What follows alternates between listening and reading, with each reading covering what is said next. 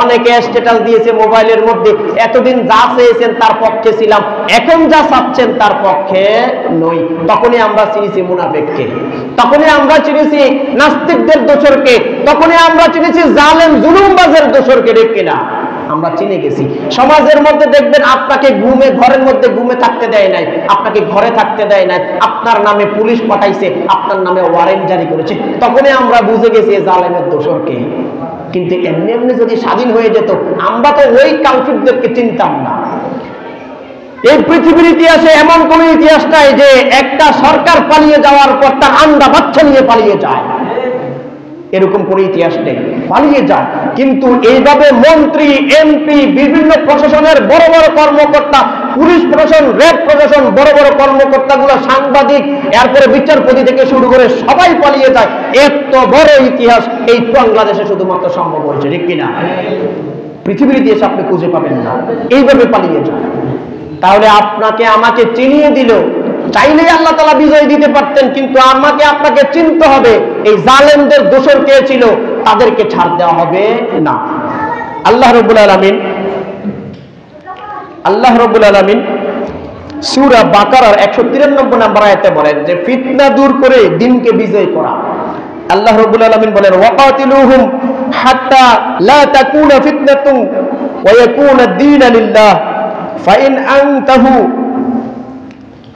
আনতাহু ফালা উদওয়ানা ইল্লা আলা যালিমিন। আল্লাহ রাব্বুল আলামিন বলেন ফিতনা দূরীভূত হয়ে আল্লাহর দ্বীন প্রতিষ্ঠা না হওয়া পর্যন্ত, এই অত্যাচার জুলুম দূরীভূত হয়ে আল্লাহর দ্বীন প্রতিষ্ঠা না হওয়া পর্যন্ত তোমরা তাদের সাথে যুদ্ধ করে যাও। যারা আল্লাহর জমিনে আল্লাহর দ্বীন বাস্তবায়ন করতে দেয় না, তাদের বিরুদ্ধে যুদ্ধ করে যাও। অতঃপর যদি তারা বিরত হয়, এই আল্লাহর দ্বীন বাস্তবায়নে বাধা থেকে যদি তারা বিরত হয়, তবে অত্যাচারী ছাড়া কারোর উপর বাড়াবাড়ি করিও না। যতদিন পর্যন্ত তোমাদের সাথে যুদ্ধ করে, তোমাদের সাথে সংগ্রাম চলে, আন্দোলন চলে, ততদিন পর্যন্ত তোমরা আন্দোলন করে যাও। যদি তারা ইস্তফা দেয়, তারা থেমে যায়, তোমরাও থেমে যাও। তবে কি বলেছে? অত্যাচার ব্যতীত কারোর উপর জুলুম করো না, বাড়াবাড়ি করিও না। এবার আপনি বুঝলেন তো, আল্লাহ শিখিয়ে দিয়েছেন সবাইকে গণহারে মাফ করা যাবে না, সবাইকে একতরফা মাফ করা যাবে না। যারা শুধুমাত্র সাধারণ কর্মী ছিল, কারোর উপর জুলুম নির্যাতন করেন নাই, তাদের উপর আপনি চাপাই করার দরকার নাই, তাদেরকে ক্ষমা করে দেন। যেহেতু তারা জুলুমবাজের পক্ষে ছিল, কিন্তু এখন সবাই যখন থেমে গেছে, তারাও থেমে গেছে। কিন্তু যারা অত্যাচার করেছে, মানুষের উপর জুলুম নির্যাতন করেছে, বাড়িতে এসে পুলিশ দিয়ে আপনাকে আমাকে অ্যারেস্ট করিয়ে দিয়েছে, আপনাকে ঘুম যাইতে দেয় নাই, 365 দিনে আপনি একদিনও বাড়িতে থাকতে পারেন নাই, মানুষকে হত্যা করেছে, এইভাবে ধরে নিয়ে গিয়ে বিকেলবেলা ধরে নিয়ে গেলে শাহাবুদ্দিন পাটোয়ারির মতো লোককে মাথার পিছনে গুলি করে হত্যা করেছে, ইউসুফের মতো পায়ের মধ্যে গুলি করে পাও কেটে ফেলেছে। এইভাবে আলী আহসান মুজাহিদ, মতিউর রহমান নিজামী, আল্লামা দেলাওয়ার হোসেন সাইদি, আব্দুল কাদের মোল্লা, এইভাবে প্রত্যেক লোককে মিথ্যা মামলা দিয়ে ফাঁসিতে ঝুলিয়েছে, তাদেরকে ছাড় দেওয়া হবে না। ঠিক কিনা? এমনি সাধারণ লোকদেরকে ছেড়ে দেন। আল্লাহ তাআলাই বললেন যে অত্যাচার জুলুমবাজ ব্যতীত অন্যদের উপর জুলুম করো না, বাড়াবাড়ি করো না, ছেড়ে দাও। এই ফিতনার জামানা থেকে ফিতনা দূরীভূত হওয়ার আগ পর্যন্ত তোমরা এই যুদ্ধ চালিয়ে যাও। ফিতনাটা কি? এখানে ফিতনার ব্যাখ্যা দিয়েছেন যে সমাজে মানুষের উপর যখন একক প্রভুত্ব চালু হয়, সার্বভৌম কর্তৃত্ব প্রতিষ্ঠিত হয় এবং আল্লাহর বিধান অনুযায়ী জীবন যাপন অসম্ভব হয়ে পড়ে, এই সমাজের এই অবস্থাকেই বলা হয় ফিতনার যুগ, ফিতনাময় সমাজ।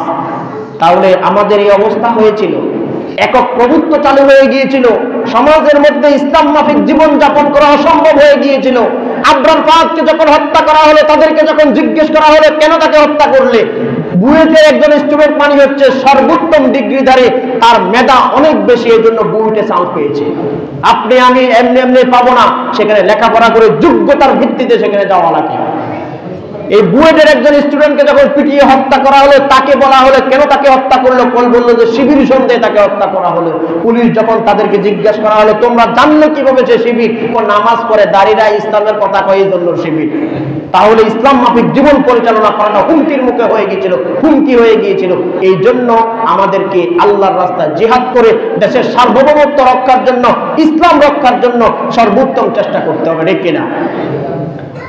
এক একটা লোককে বিশ্বযুদ্ধে যখন কুপিয়ে কুপিয়ে হত্যা করা হলো, রাস্তার মধ্যখানে সকলের সামনে কোপাচ্ছে। বিশ্বযুদ্ধ বলেছিল আমি মুসলমানে না শিবির হওয়া তো দূরের কথা, তারপরেও ওই বেয়াদব গুলো তাকে ছাড় দেয় নাই, কুপিয়ে হত্যা করেছে রাস্তার মধ্যে, ঠিক কিনা?